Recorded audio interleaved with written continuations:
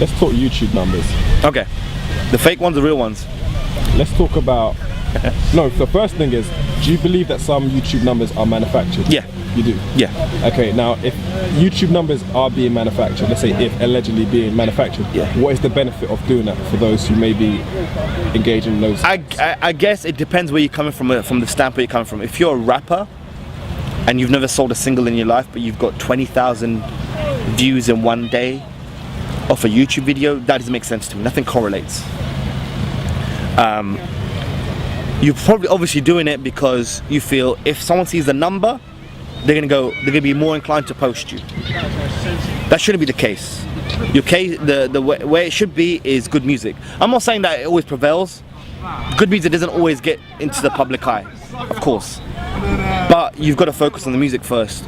If you're a blogger or a website or a label, you may up the views because you want people to know that this view's got 3 million views in 3 days or 4 days. There's those kind of sides to it. I can see why they do that. But I think what we have to understand is, when we say are they manufactured, YouTube, from what I understand, still considers them as real. It's still real views.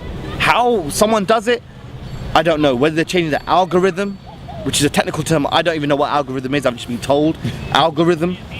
If that's being changed, you can manipulate it. I think the numbers are being manipulated, but you can manipulate anything nowadays. If it's on a computer, you can manipulate it. Facebook likes can be manipulated. Facebook likes, Twitter followers, Facebook friends, honors on YouTube, subscribers, everything can be manipulated. Now people are doing that because they're trying to get ahead now.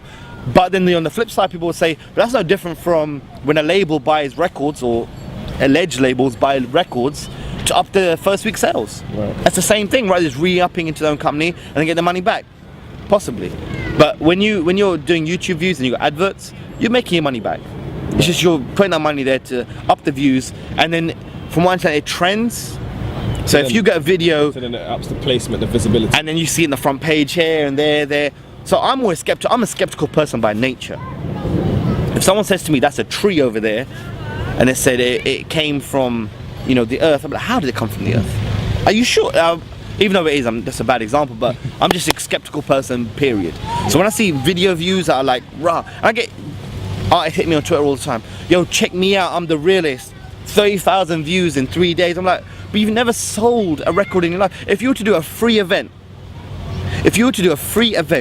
say you got 20,000 views of a video, but if you were to do a free event the next day, how many people would turn up?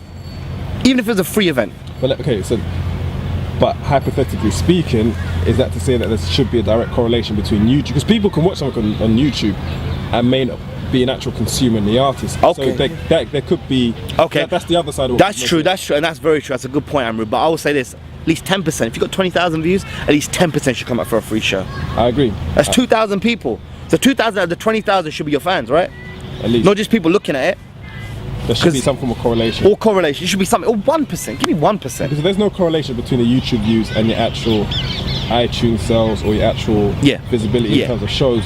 Then that means that there's nothing in those numbers anyway. Yeah, and unfortunately, someone like Soulja Boy, sorry to use him as an example because he's quite young and he's doing his thing. I respect his hustle, but his last album was a example of that. Yeah. Great YouTube views, 7 million, 10 million, 20 million, but his album flopped.